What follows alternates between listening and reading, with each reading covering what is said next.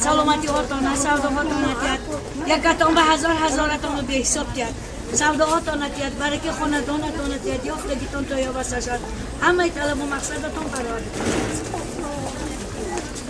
السلام علیکم.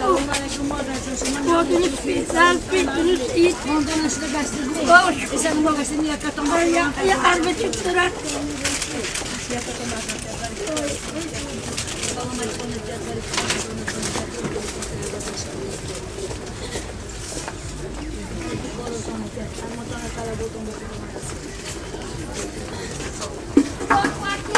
سلامت باشتان الهی راحت جان